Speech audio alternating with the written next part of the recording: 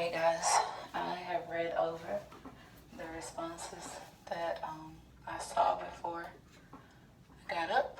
So let's go ahead and, in the words of Miss Evans, get rid of the science. Alright, so what I saw was going over cell transport. The different some people had some issues with active transport, as well as knowing how things dissolve across the membrane altogether. Just a quick review of the organelles. Surface area to volume ratio, I saw that a couple of times, and also notice I said active, and the exoskeleton. So let me go ahead and knock out the exoskeleton first, since that's going to be the easiest thing. Okay, not exoskeleton, cytoskeleton. All right, so in the cytoskeleton, there's 3 different types of molecules. Okay, you have, of course, first you have the largest one, which is going to be your microtubules. Again, this is the largest. You have your microtubules. You have your intermediate filaments. And if you think about it, intermediate basically means the middle. So these are going to be like the ones that are in the middle as far as size is concerned. And then you will have your micro filaments. Now, if you can think about it, a filament is going to be really, really, really thin, really small. So of course a tube is bigger than a filament. So that'll help you like put them in order according to size. So now let's talk about what they actually do. Okay, because they are part of the cytoskeleton, they all on some scale help with support and structure. Okay, on some scale they aid in support and structure. But what's the difference? Well, the first thing I want to start with this guy right here, the intermediate one, because this is going to be your more permanent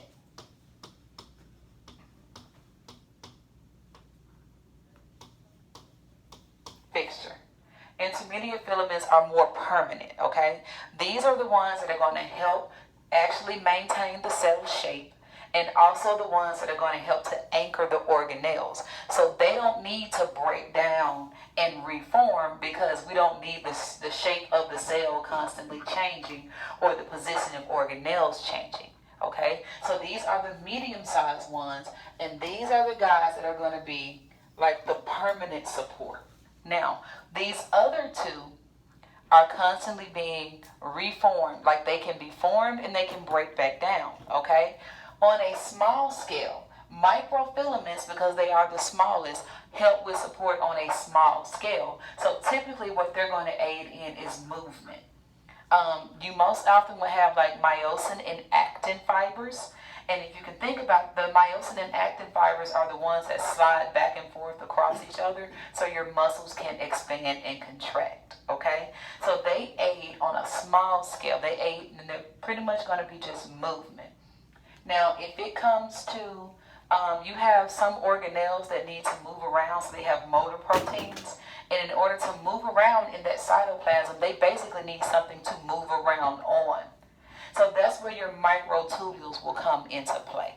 So microtubules can be put together, and I'm actually going to show you guys a video before we leave out, called the inner mechanisms, the inner life of a cell.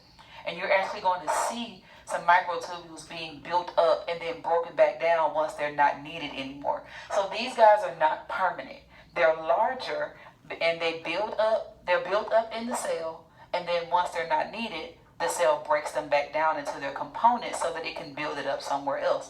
So if an organelle needs a road to move on, then it would build up a microtubule to provide a road for that organelle to move, the motor, like the transport vesicles, to move on from point A to point B. When it's no longer needed, it's broken back down. Same thing, these are used in cell division. So when the fibers are needed, when the microtubules are needed that actually separate the chromosomes, so the mitotic spindle is formed by these microtubules. They build up during the cell cycle to move the chromosomes around, but then after the cell cycle has ended, they break back down. Okay, does that make more sense for you guys on this? So keep in mind that these guys are the ones that's permanent. These are the ones that are going to maintain the cell shape and keep the organelles that don't move around anchored. These guys aid in support and movement on a smaller scale. So if you see anything about myosin or actin, it's talking about these guys right here. Microtubules, on the other hand, and another thing that they do, the flagella and the cilia are made up of microtubules. And so the flagella and cilia are for movement as well, okay? This is small scale movement. This is going to be more movement in the cilia and the flagella. And they have that 9+2 arrangement where there's 9 of those on the outside of that part of the cell and then 2 in the middle. 9 pairs on the outside, then +2 in the middle. Okay? Yes? Can you explain what you just said again with the 9 and 2? Oh, if this is, so you know the flagella is an organelle, right? So if I was looking at a cross section, that's a bad circle. If I was looking at a cross section of the flagella, as far as a microtubule, like I said, I'm going to have 9 pair.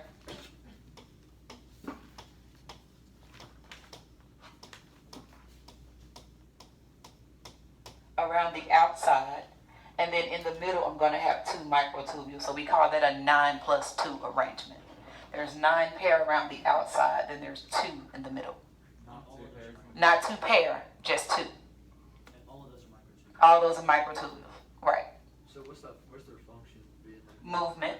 They aid it. That's why the flagella can move like this, because those microtubules are actually, they have like a motor protein attached that allows them to move in that manner. Or the reason why cilia moves like windshield wipers is because of these microtubules bending and relaxing. So does every cell have that set up?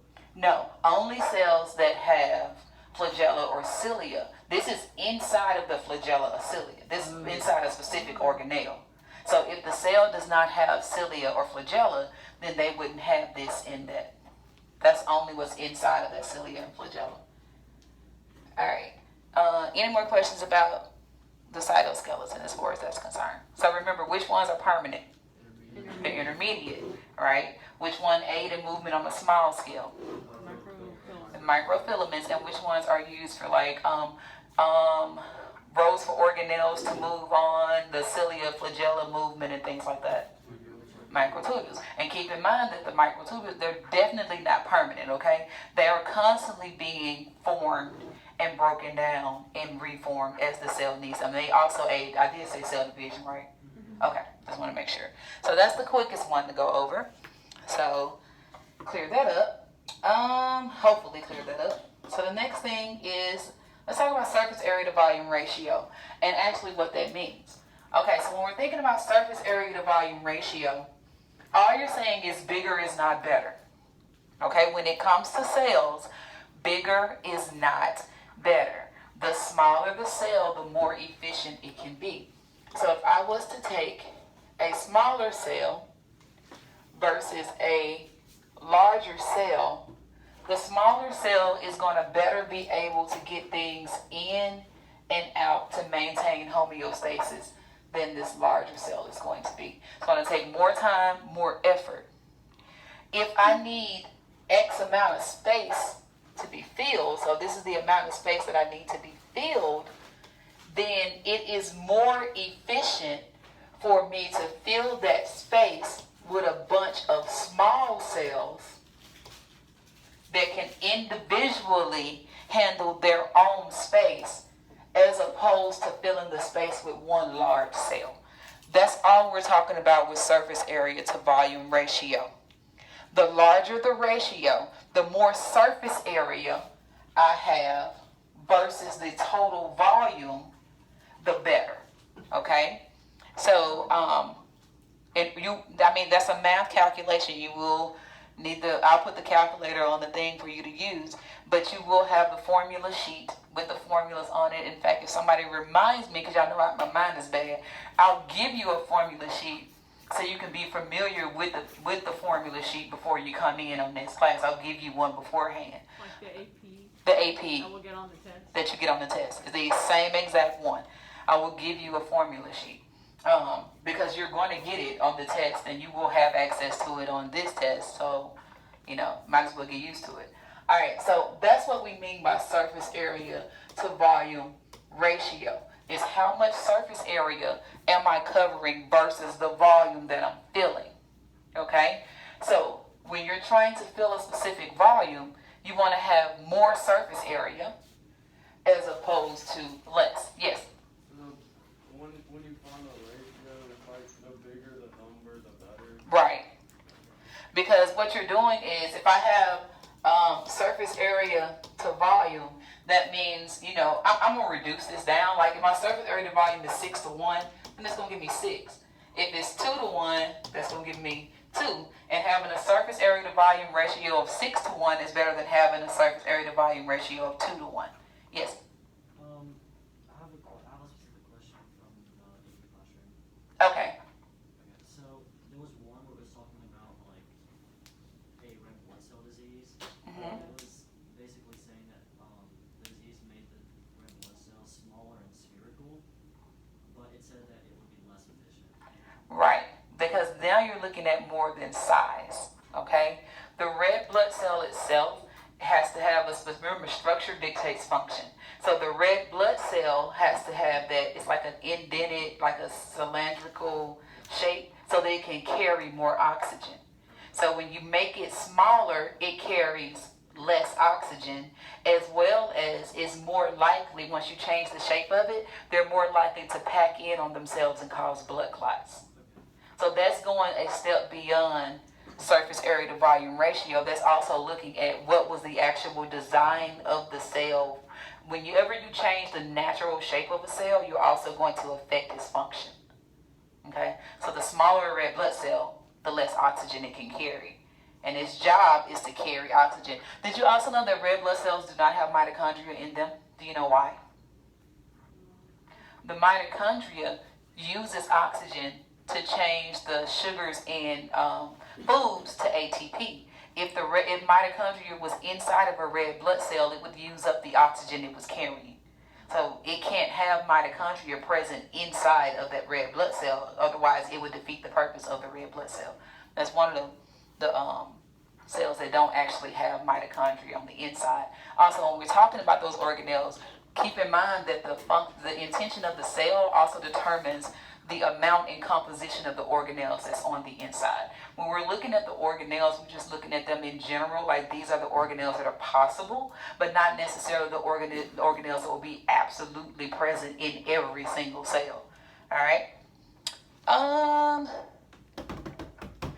That brings me to the organelles. I'm going to run over real quick. I saw someone commented that the ribosome was an all cell, but they implied, the way I read it, it implied that the ribosome had a membrane around it. And that even though it had a membrane, it was in a prokaryotic cell. That is not true. Okay? Keep in mind that ribosomes are composed only of ribosomal RNA and protein. Okay? But membranes are mostly lipids. Any membrane enclosed organelle, that membrane around it is going to be mostly, if not all, lipids, phospholipids. So there's no phospholipids that make up a ribosome. So a ribosome is not a membrane enclosed organelle. Therefore, it does not violate us saying that prokaryotes have no membrane enclosed organelles inside of them, because the ribosome is not a membrane enclosed organelle. Okay? You clear on that? All right. So someone said it was something about the difference between what's found in prokaryotes versus eukaryotes. We know the biggest thing is that pro means before. And so I'm big on vocabulary if y'all haven't noticed yet, because science is its own language. Okay? So if you know the vocab, a lot of times you can figure things out. So pro literally means before. Eu literally means true. And karyote means nucleus. So the word prokaryote means that this cell evolved before the nucleus. So since it evolved before the nucleus, it lacks a nucleus. It does not have one. Whereas eukaryotic cells have a true nucleus. So when you're looking at it, this is just a standard drawing for a prokaryotic cell. You'll often see them drawn like this.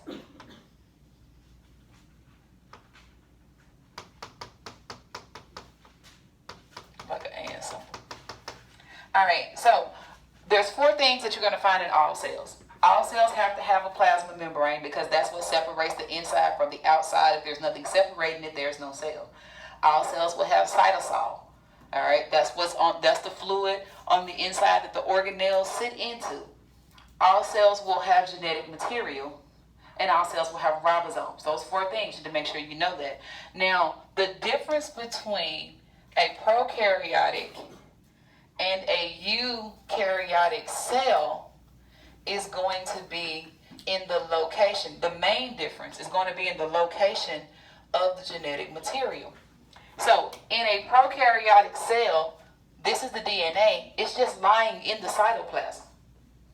Okay? It is no separation from the cytoplasm and the genetic material. So, we call the area where it is lying a nucleoid region, which simply means it's the location where the genetic material is. However, in a eukaryotic cell, there is an actual membrane that separates the genetic material from the cytoplasm. This nuclear envelope right here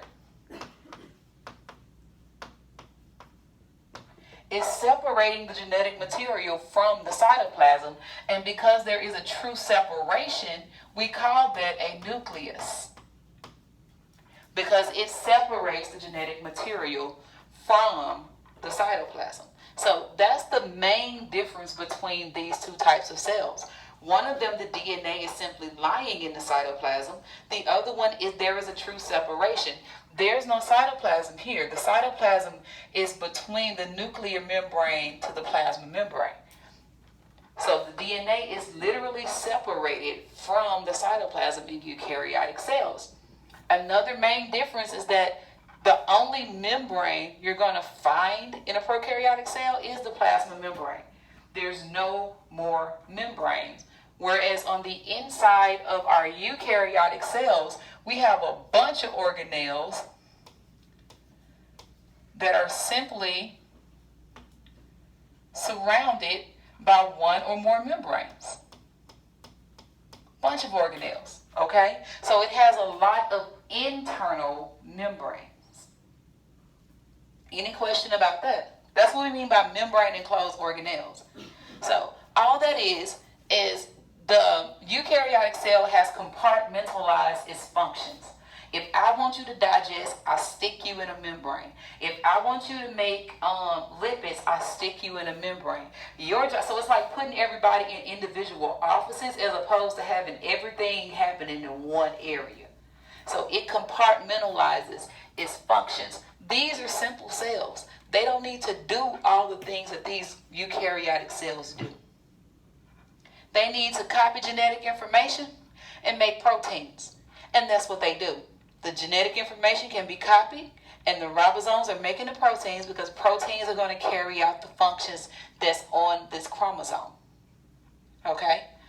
They have a single, 1 circular chromosome. That's it. 1 chromosome. Eukaryotic cells vary by species. You can have as few as 8 or as many as, I don't know how many. I know we got 46. But these are linear chromosomes, and there's multiples of them. Here, there is 1, a single circular chromosome. If I got 1 chromosome that carries all my instructions, it's not much to do. Over here, I got multiple, and each one has a different set of instructions on it. That's a lot to do, okay? When there's more to do, you compartmentalize the job. Y'all with me? All right. So, also saw plant and animal. How to remember what's found in plants only and animals only. For plants, there's 3 organelles found in plant cells that you will not find in animal cells. The cell wall, chloroplast, and a large central vacuole. That's it. Those are the three that you would not find in an animal cell because they're present in plant cells. As far as animal cells are concerned, lysosomes, although some scientists do believe that lysosomes are present in plant cells, you just can't see them. But as of right now, we classify lysosomes as being found in animal cells only. There's also the cytoskeleton. We don't see evidence of cytoskeleton in plant cells. Their structure and support comes from the internal central vacuole and the external cell wall. That's where they get their structure and support from. We don't see evidence of cytoskeleton inside of plant cells. Doesn't mean it's not there, just don't see the evidence of it. And the last thing would be centrioles. Not to be confused with centrosomes. Plant and animals have centrosomes, okay? A centrosome is like the bag. They both have it. Centrosomes aid in cell division. Centrioles are located inside the bag for animal cells. So they have an additional component in their centrosome. So they both have centrosomes, but then animal cells have something special on the inside called centrioles, because animal cells have to cleave during the cell cycle, and the centriole makes the band. It's kind of like putting a rubber band around a balloon. The centrioles make the rubber band that helps the balloon to squeeze in to separate, okay? Plant cells don't do that. They build up their cell walls around the outside so they don't have to cleave. So since they don't have to cleave the cytoplasm, they don't need centrioles. Centrioles help to separate the cytoplasm during cell cycle. So animal cells have them, plant cells don't. But they both have this organelle called a centrosome. Okay, so centrosome with nothing on the inside, nothing extra on the inside, plant cells. Centrosome with centrioles on the inside, animal cells. Got it? Question? Don't vacuoles are an animal, they're just not a big central. They're small. Right. That's why it's a central. See the difference between a central vacuole and a large vacuole? Can I erase this? Y'all good on this? So, plant cell, animal cell. Vacuole in a plant cell, vacuole in an animal cell. Okay? Central, providing support, reducing the surface area to volume ratio by pushing all other organelles out here to the edge of a plant cell, because a plant cell is actually larger than an animal cell. So this organelle takes up most of the volume so that the other organelles are around the edge so that they can actually maintain homeostasis better than being way over here in the middle. Questions about that? Comments, concerns? So which one would be like more efficient? Or They're equally efficient because of the now when the vacuole begins to shrink, the plant cell loses efficiency and it starts to die. But because it's there, pushing everything out to the edge, it actually makes this just as efficient as the animal cell. Okay? When does the central vacuole start to shrink? When it's not getting enough water, which brings me to cell transport. Question? I have a question from what you were talking about earlier with like prokaryotes and eukaryotes. Okay. So, because prokaryotes don't have an ER, and the ER is generally like secretion of proteins, like it makes proteins that are secreted, does that mean that prokaryotes really won't secrete any proteins? Typically, if prokaryotes are leaving, if anything's being secreted, it's going to be that plasmid, which is a packet of DNA that other prokaryotes can pick up.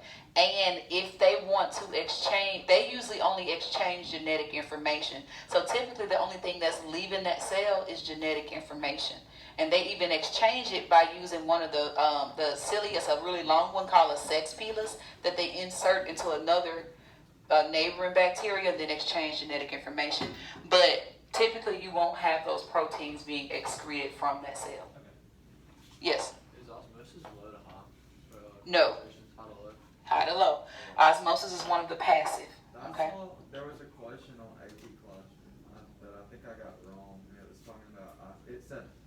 said, he was talking about osmosis, and it said it went from low osmolarity to high osmolarity. I missed that one.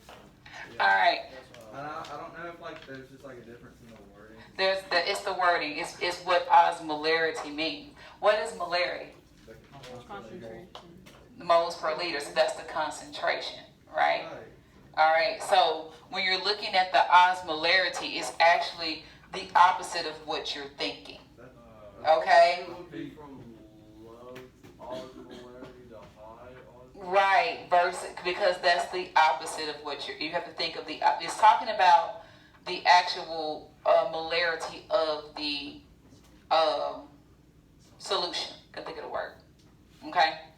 So, and I actually meant to address that because that came up last year and I forgot to address it this year with what osmolarity actually was.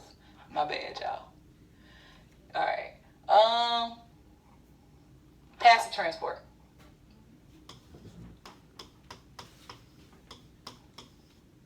Well, just transport, period. Let's just do that first. Just transport in general, and I can do active and passive. All right. Someone said that they needed to go back over just how things are crossing the membrane. All right. So keep in mind that this is a hydrophilic region, right? It's not the biggest region of the membrane. You have an internal face and an external face of that membrane. The composition of the internal face could be different than the external face. Like I may have a protein right here on the internal, but not one in that same spot on the external. So the composition is different, and the membrane, the lipids in the membrane very rarely will actually flip from being an internal to an external. But what we want to look at is, because this is a hydrophilic region, and this is a hydrophobic region, anything that wants to cross this membrane, and anything that can cross the membrane freely, has to be able to kind of sneak between those heads, okay? Has to be able to sneak between those heads, because those heads are, they're close together, but they're not so close that nothing can get through because it has to maintain fluidity. And that's where those cholesterols and the kinks in the fatty acid chains come into play to make sure the phospholipids don't get too close together. So, but once it sneaks between the heads, it has this whole region right here that is hydrophobic. There's no sneaking between this region. So in order to cross this region, in order to be dissolved across this region, you have to also be hydrophobic, because like dissolves like. Keep that in mind. Like dissolves like. So that means in order for me to sneak through here, I have to be small. Nothing big is going to be able to sneak between the spaces in those heads.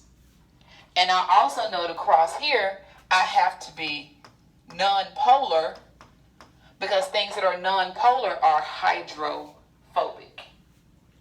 Are you with me? Now, if there is something that is large and it tries to sneak through, it's going to not be able to get through there. Can't make it. Doesn't matter if it's large and non-polar. It's too big to pass those heads, so it can't get through there. So it has to find an alternate route, and that's a protein. Okay?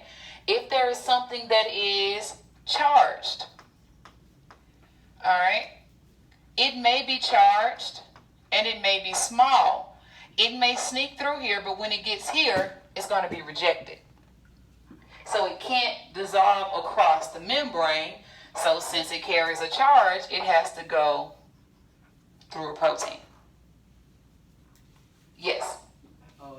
If they're like charged and they go into the cell, how do they not get broken down by the water in the cytoplasm? Okay, water doesn't actually break things down per se. When we're talking about how things are actually dissolved, let's take sodium chloride. Sodium is going to carry a positive charge. This is an ionic compound. They're not really in a bond, they're attracted to each other. We call it an ionic bond, but in all actuality, it's an attraction. Okay? So what happens, because water is polar, the negative parts of the water actually surround the sodium.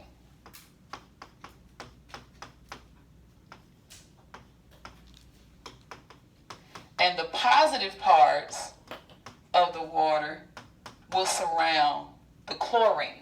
So basically you end up with sodium surrounded by water molecules and chlorine surrounded by water molecules. So it pulls it back into its ions. It pulls it back into, like, it separates the attraction. Okay? So sodium was attracted to chlorine until it saw water. Then it was more attracted to water. Y'all understand what I'm saying? So it's not that it's actually breaking it down. It's just surrounding that particular thing. If it's just an ion, you can't break, like an ion is just an element. You can't break that down any further without a chemical process. So all water can do is be attracted to it. So if it's polar and it goes to the protein, will water do that to it every time? It'll surround it. Okay. Okay? Now keep in mind too that if something is polar, it's more than a attraction. That's a true covalent bond. And water is not just going to break that bond down. It can, around the whole molecule, it might form an attraction, but the actual elements themselves, they're bonded to each other. So there's a difference between a covalent bond and an ionic attraction. It's the difference between being engaged and married. Okay? Engagement, you ain't really made no true promises yet. Separate. Married, you got to go through some stuff to get out of it. So, yeah. Got to do some chemical actual breaking down to break the bonds. Okay? So there's a difference there. What was I going with that though? Oh, somebody was asking the question. What's up? What about like how different proteins are used to transport stuff? Okay. There's different types of proteins. You have a protein channel, which provides an opening in the membrane. And then you have carrier proteins, which have to physically make a change in shape for things to cross that membrane. So a channel protein is just open. So anything that is able to go through, now they are specific, okay? Kind of like enzymes are specific for their substrate. This protein is not just going to let anything cross through it. And that has to do with the R groups that are going to be present on the internal side of that membrane. So these R groups, depending on what they are, whether they're hydrophobic or hydrophilic or whatever those R groups are, again, like dissolves like. So if I have all hydrophobic, when that protein folds, if it puts all hydrophobic R groups to the internal side of that protein, then the stuff that's going to be able to come through here is going to have to be hydrophobic. So that may be a channel for large hydrophobic things to come through. If these are ionic or polar, then it would be a channel for ionic or polar things to come through. So the specificity of the protein is determined by the R groups of the amino acids. When it folds in that alpha helix or that beta sheet, which amino acids, which R groups are going to be to the internal side of that protein is going to help with the specificity, what's going to be able to cross through. Carrier proteins have to actually make a change in shape. So if this is the outside of the cell and this is the inside in here, something would have to actually bind to it. When it binds to it, it makes it change its shape. So then it would close on this side and open on the other side to let that thing out. So that's called a carrier protein. So it essentially carries the thing across. Again, it's specific for what it carries, and that specificity is determined by the R groups of the amino acids. Okay? Is it a polar R group? Are there ionic R groups? Are they non-polar R groups? So the R groups determine the specificity of the protein. Yes? Why, like how does, I don't know how to word this question. How do you know whether it's gonna make a channel or a carrier? You don't know whether it's going to make that. You won't have to determine if it's going to make it. You just got to know the difference between the two. If it's open, it's a channel. If it has to make a conformational change in shape, it's a carrier. Yeah, you don't, that's more biochem, college, what's the school after rural college? Grad school level stuff right there. Yes. So these are for like the molecules coming through the proteins. These are large and charged, right? Because Large or charged. yeah. Yeah. Okay, because if they were small and not, Then they could just cross the membrane. And remember, the exception to that rule was water, because water is small and polar, but water has a special way to cross the membrane, and those are called aquaporins or water pores. Okay, so water freely crosses the membrane. It doesn't have to use one of these big proteins because it has its own special pores that allow it to cross the membrane, even though it's polar. Question. Are these both active transport? Proteins can be used in active or facilitated. The difference is whether or not it's moving from low high concentration to high concentration, and whether or not ATP is used. So if I was using a carrier protein in active transport, that means I'm taking this from an area of low concentration to an area of already high concentration, and I'm also going to have to do that at the expense of an ATP molecule. Okay, so this ATP molecule, remember, we use the energy in ATP by releasing a phosphate, so it does what's called phosphorylation, to where one of the phosphate groups would actually attach to the protein, so that way it gets the energy, and then you have the ADP that will be in the cytosol until it's rephosphorylated through ATP, using ATP synthase in the mitochondria. Okay, so if I'm going from an area of low concentration to an area of high concentration using energy, then that's going to be active transport. But if it's going the other way, it's going to be passive transport. Now, make no mistakes. Even though I'm pumping something out, let's look at the sodium-potassium pump, okay? Again, outside of the cell, this is the inside of the cell. All right, the goal of the cell is to keep the potassium high. So I want potassium high and sodium low inside the cell. Outside of the cell, that means my sodium is going to be high and my potassium is going to be low. Now, things will naturally move from an area of high concentration to low concentration. So that means there is a protein in here that is taking potassium back out here in facilitated transport. There is a protein that is bringing the sodium back in here, because the natural movement of things is from an area of high concentration to low concentration. So that's where the sodium potassium pump comes in. The sodium potassium pump is a carrier protein that uses energy to carry sodium back out. As another protein is letting it back in, the sodium potassium pump is taking it back out. And at the same time, once it lets the sodium out, it picks up some more potassium and brings it back in. Okay? It's going against the concentration gradient, and because it's going against the natural movement of things, it requires the use of ATP to do so. It has to use cellular energy. Now, it's pumping against the gradient faster than things are coming in with the gradient. Okay, I think it's a 2-to-3 ratio where it's taking out 2 sodium and bringing in 3 potassium, or the other way. I have to look at it, or the other way around. But this is bringing one, as this one brings in one at a time, it's pumping out either twice as much or 3 times as much the other way. Okay, so it's working against the natural movement of things. Yes. On the AP class from homework, it had a question like that, and it said, like, it was, like, is there gonna be more sodium on the outside of the cell, more potassium on the inside of the cell? Oh, there wasn't. It was like, It gave a says, picture though. which of the following changes most likely results from a depletion of available ATP stores inside the cell? Now, if there's a depletion of ATP, think about this.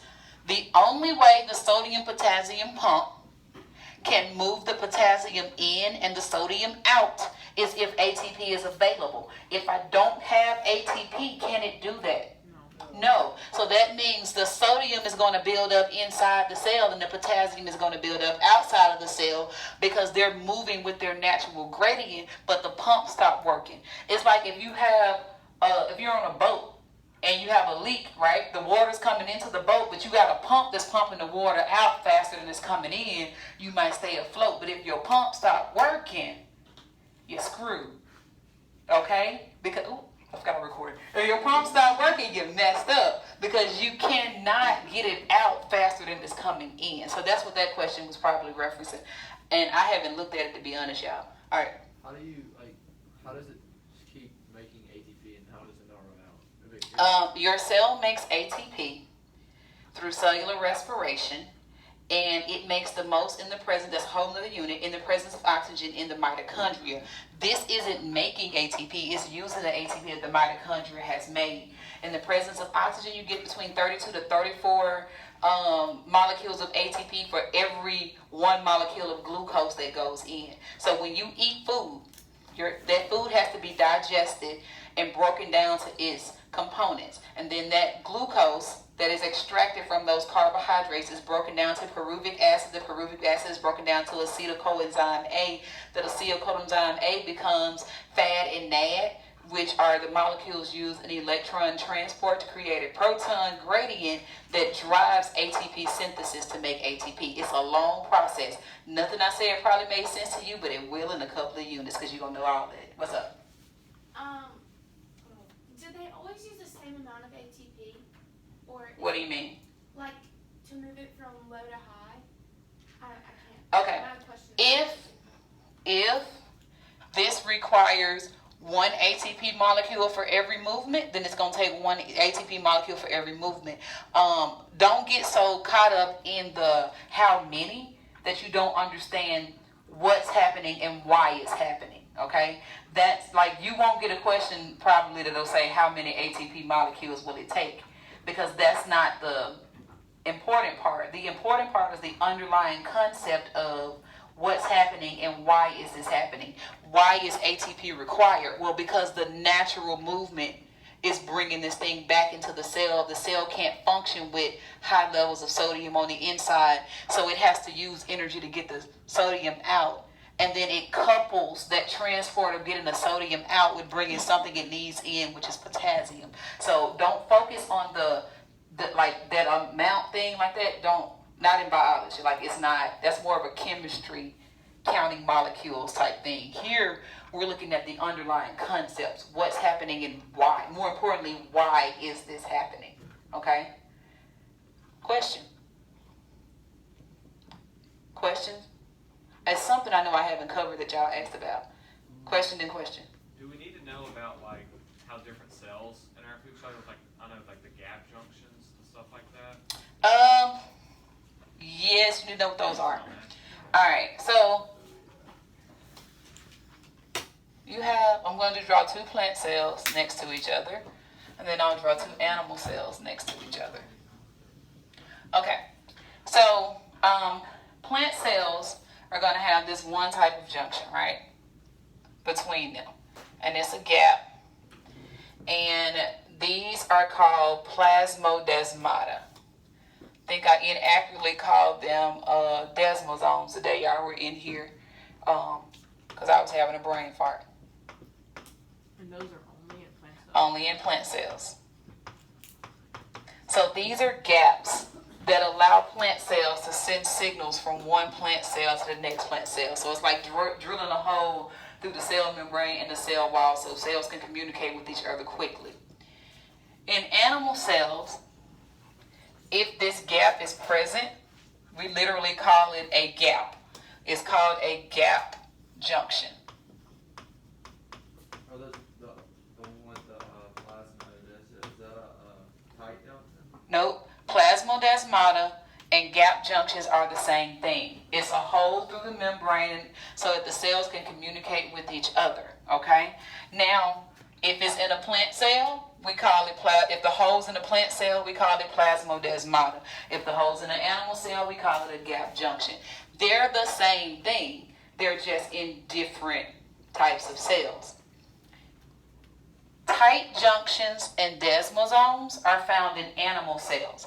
All right. So what tight junctions and desmosomes do? One's like a hook and eye. The other one is like Velcro. Okay. So your desmosomes are like Velcro, and that's going to strengthen. You know, what do cells combine to make? Tissues. Tissues are groups of cells. Well, how can I make the tissue stronger? Make sure the cells stick together. Okay, so that's a desmosome. That's like Velcro, making sure those cells stick together. Some cells will also have what's called the tight junction to hold them together, which is like a hook and eye.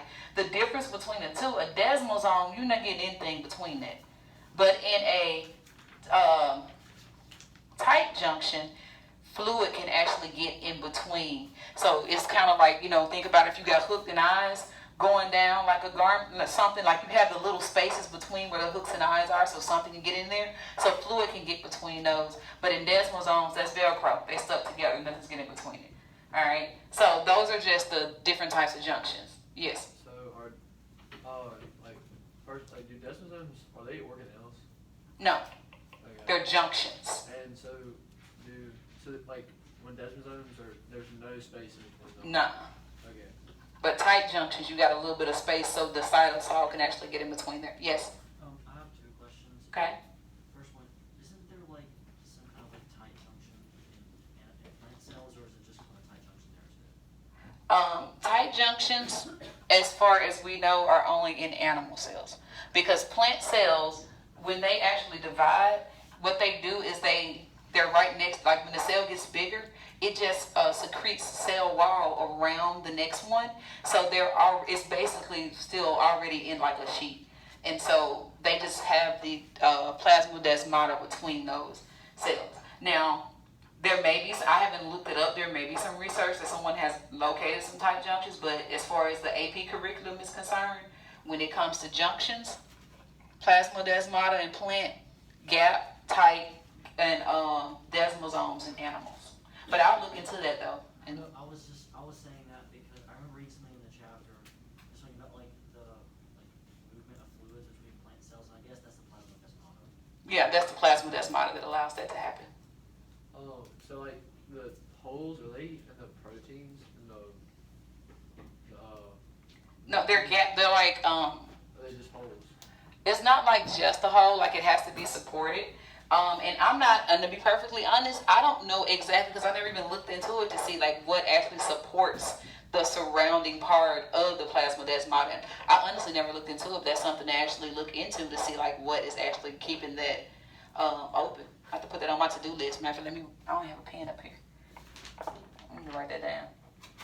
Hey, email me that question so I'll look it up. Then I'll get back to you with more information on that. Any other questions about anything? Go ahead. Can you explain peroxisomes? Peroxisomes. All right. Yeah. I did look that back up. All right. Peroxisomes are organelle. It's a membrane enclosed organelle, so that's why it's included in here. And the peroxisome's job is to take hydrogen from other molecules and to actually move those hydrogen ions to oxygen. And when it does so, it creates peroxide. They are also used for digest. It's another way that the cell used to digest things, or to what's the word I'm looking for? Detoxify. So if something has too many hydrogen ions, some molecules, peroxisomes are able to make it less acidic, decrease the pH by removing hydrogen ions and then attaching those to oxygens. And when it does so, it attaches two hydrogens to two oxygens and creates peroxide, which is why it has to do that inside of a separate compartment because you don't want peroxide in the cytosol of the plant. So peroxisome mechanisms are not that understood. Their origin is currently not known. So yeah. There was a question on the Go ahead. there was a question on the AP homework, and it was talking about like lysosomes. I had a pH that was too high and the enzymes couldn't work. Would that be like what a peroxisome does?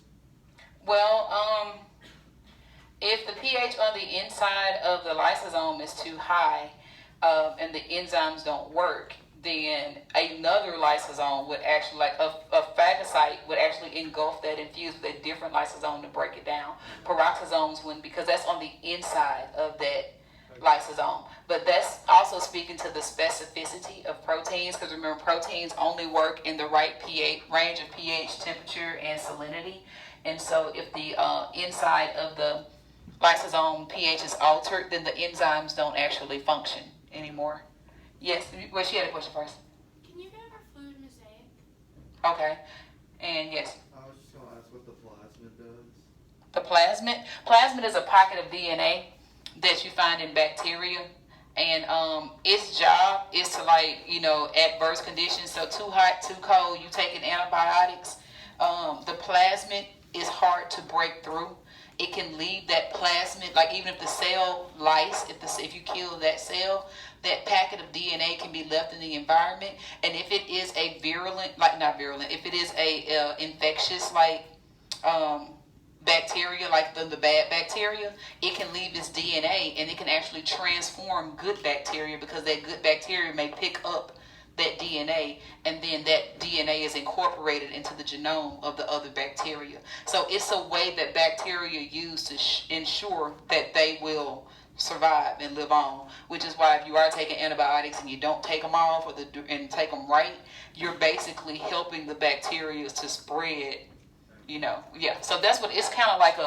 I'm leaving a landmine behind. So you got rid of me, but I left a landmine. So the next bacteria that's in, like, if you don't kill all the bad bacteria, and I have a special gene that made you really sick, that bacteria can pick that up and make you really, really sick, because now it has transformed. All right, fluid mosaic. All that means is that the plasma membrane, the membranes can move because they have fluidity, and you have lipids, proteins.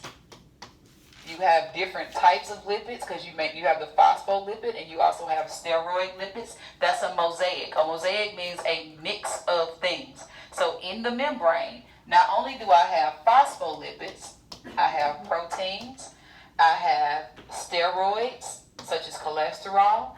These proteins and phospholipids may also be attached to a sugar, making it a glycoprotein or a glycolipid. So in the membrane itself, there's a mixture of things. The membrane is not just phospholipids, and the membrane is not static. It is not like the membrane around the cell that the lipids are just like this. They move side to side. They're being fluid, okay? And temperature can affect that. That's the reason why you have these guys and kinks in the phospholipid fatty acid chains to counteract temperature effects. If it's too hot, your cholesterol keeps it from becoming too fluid, so that if membrane becomes too fluid, it loses its semi-permeability. Anything can get in and out. If it's too cold, the kinks and cholesterol keep them from becoming too packed together, so they lose all permeability. Okay, a membrane that's getting too cold and does not have kinks or cholesterol becomes viscous. That means nothing can get in and out. If it gets too hot, it can become too permeable and everything can get in and out. Okay, there is a fluidity that needs to be maintained, and that fluidity allows certain things to get in and out of the membrane. And the lipids can't do the in and out by themselves, so there needs to be other things embedded. So that's the mosaic. Make sense? All right. I'm not checking the times. I'm trying to sit down. I'm checking the times. See how much time we got for questions. Any other questions, guys? Can you give like a brief description of the organelle functions? Yes, and Can you go over the difference in tonicity in plant and animal cells? yep. All right. I was trying to see what the two questions were. I'm gonna hit the easiest one first. All right. So the easiest one, of course, is plant and animal. We got a plant, and we have an animal cell, and we know that tonicity. And I did see that question. I knew I was forgetting to go over something. Tonicity is how the effect that water has Bruh, really? That's what we gonna do. I ain't even asked for that. Alright, the effect that water has on cells with or without a membrane, because there's a different effect. And there's 3 different ways that water can affect a cell. Alright, so hypertonic means that the environment that the cell is in has more water in it than the cell does. Wait, I said that backwards. Has less water in it than the cell does. Okay? The environment that the cell is in has less water in it than the cell does. How does water move? Right, from a high concentration of water, which is low osmolarity, to a low concentration of water, which is high osmolarity. Alright, so in this case, the cell is going to lose water. Okay? The cell loses water. Now, this is a horrible situation for any cell. If a cell loses water, it is going to shrink. Alright? You don't want to change a cell beyond its set limits. You don't want it to get smaller. We said that, when it comes to surface area to volume ratio, smaller the better. But if this is my set limit, this is where I'm supposed to work at, this is the size I need to be efficient, I don't need to go below that. Question? So, when you're talking about it right now, is the cell hypertonic or is the environment? The environment. Okay. Okay? The environment. Typically, your questions will be talking about what the environment is doing to the cell. Okay? So, but when we say when we're talking about this, we're talking about the environment the cell is in. The environment is hypertonic, so it causes the cell to lose water. This cell will shrink. If in a plant we give this a specific name and we call this plasmolysis. In an animal, we just say that the cell shrinks until it shrivels up. Like that. Ooh, that's a bad way to spell shrinks. Y'all know what I was trying to write though, right? Okay, I'm glad y'all know my mind. All right, now in a hypotonic situation, in hypotonicity, the environment that the cell is in has more water than the cell does on the inside. So this will cause a cell to gain water. So the cell is going to gain water, right? When the cell gains water, the cell swells. Oh wait, I just realized something. So if the environment is hypotonic, that means the cell is hypertonic. Exactly. Exactly. Now, the cell is going to swell. If you're a plant, this is great for you. Why is this great for you? Because that plant cell has this thing called a cell wall that is on the outside. It's an outside structure. On the inside, it has this thing called a central vacuole. That central vacuole is constantly taking in water because the cell is also constantly losing water in a hypotonic environment. The cell is losing water to transpiration as well as it's using it. So what happens is, as this guy fills up, it exerts a pressure against the cell wall, which helps the cell wall stand up straight. Okay? So that's a good situation for a plant cell. Animal cells, on the other hand, do not have a cell wall that's going to prevent that cell from bursting. So an animal cell will lyse or burst. Is there a word for the Yep. plant? That is turgid. The word for this is turgid.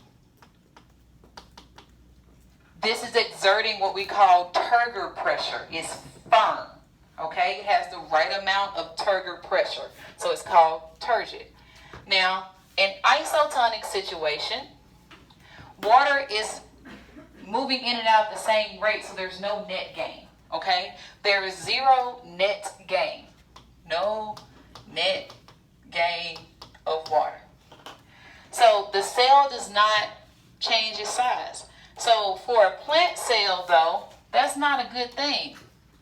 Because remember, what did I tell you that was happening to this vacuole, right? It's losing water through transpiration as well as the plant uses it. It has to use water to do photosynthesis. So as this happens, it's no longer exerting the right amount of pressure against the cell wall, and the cell wall begins to droop. Okay? This is a droopy plant, and we call drooping flaccid. The cell wall is not getting the correct amount of pressure from the inside. That turgor pressure is not enough to help the cell wall stand up as it should.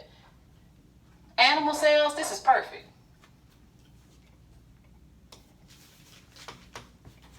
Animal cells love to be in an isotonic solution because animal cells do not like to change their size.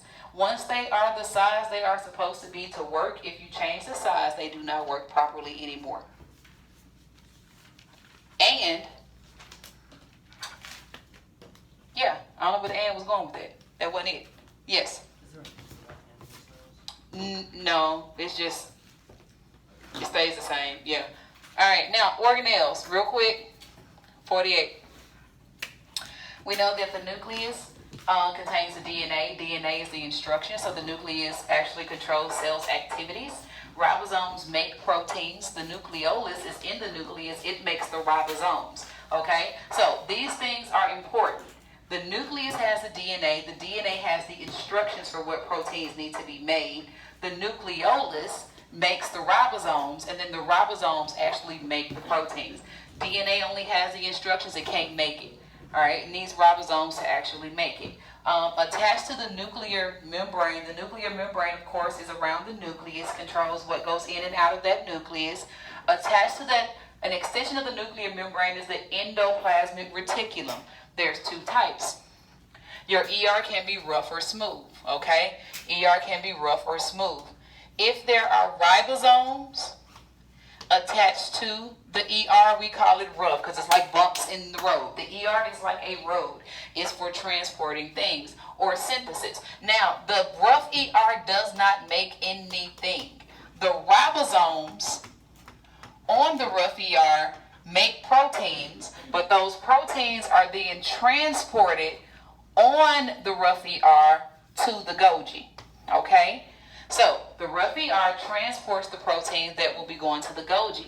The smooth ER, on the other hand, has enzymes that allows it to make lipids, and they can transport those lipids to the ER, as well as detoxify chemicals. So the smooth ER actually makes something and transports it. The rough ER makes nothing, but the ribosomes on it make something, and it just transports them to the Golgi. The job of the Golgi is to sort, package, modify, and ship those lipids and proteins that come into it. Okay? So, anything that's coming here has to go somewhere. It is going somewhere, and so the Golgi's job is to figure out where it's going, if it's shaped right, and if it's not, change the shape to make sure it gets where it's going, put it in a package of another membrane, and send it out into a transport vesicle. Okay? That's the Golgi's job. Sort, modify, package, and ship. Ribosomes, of course, make proteins. They can make them on the ER, or they can make them in the cytoplasm. If they make them in the cytoplasm, those proteins going to stay right there inside the cell. They ain't got nowhere to go. If they need to be folded differently, they don't go to the Golgi. They go to something called the chaperonin, which I shouldn't have mentioned because you don't really need to know about, but I just thought I'd throw it out there. All right. These are sitting in cytoplasm. Cytoplasm has two roles. One, it's like a jelly-like fluid, so it holds the organelles in place, but most importantly, most metabolic activities are happening in the cytoplasm. You have the ER and the chloroplast.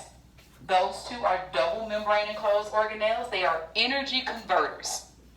Chloroplast converts sun energy to chemical energy in foods. Cell can't use it that way, so even though its chemical energy is not usable, mitochondria converts the chemical energy in foods to the chemical energy of ATP. Cell can use ATP.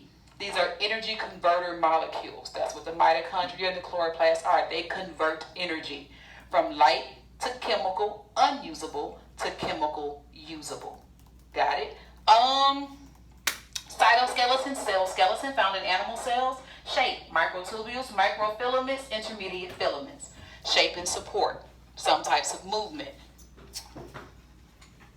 I don't know what else. What did I miss? Vacuoles, lysosomes. Vacuole is like a jug. Okay, a vesicle is a jug. Okay? If, depending on what's in the jug, gives the vesicle a specific name. If it's only holding water, waste and stuff, we call it a vacuole. If it contains digestive enzymes, we call it a lysosome. If it's simply moving stuff around, we call it a transport vesicle. So they're all like jugs, but what's on the inside of the jug determines its name. Okay? Holding stuff, vacuole. Moving stuff, transport vesicle. Digestive enzymes to break down stuff, lysosome. All just vesicles. What's in the jug makes a difference. Is it water? Is it soda? Is it juice? All right. Centrioles, centrosomes aid in cell division. Centrioles are inside centrosomes of animal cells. Cell wall, structure and support. Cell membrane controls homeostasis, what goes in, what comes out. Flagellicilia movement. I'm running through organelles in my head. Plasmid packet of DNA helps bacteria survive adverse conditions. Y'all can think of one? Did I miss it? There was a question, is like the order of where a protein goes, like. If a protein is leaving the cell, hopefully I got time to hit this up. 1 minute. If a protein is leaving the cell, the instructions come from the nucleus to the ribosome, and all synthesis starts in the cytoplasm. That ribosome goes to the ER, from the ER to the Golgi, from the Golgi to the plasma membrane, if it is leaving the cell. Remember, proteins that leave the cell have to go through the ER and Golgi to leave. Alright? It's like how if you're getting on a plane, you have Because chloroplast only makes the chemical energy, but we can't use it. The plant can't use it. So even though it's converting that, it's still like, you know, Converts it through the mitochondria. there you go. It converts it from sun energy to chemical energy so the mitochondria can make it usable chemical energy. You can go ahead. Oh, I'm sorry. Yeah, I forgot I was still recording. Let me turn it off.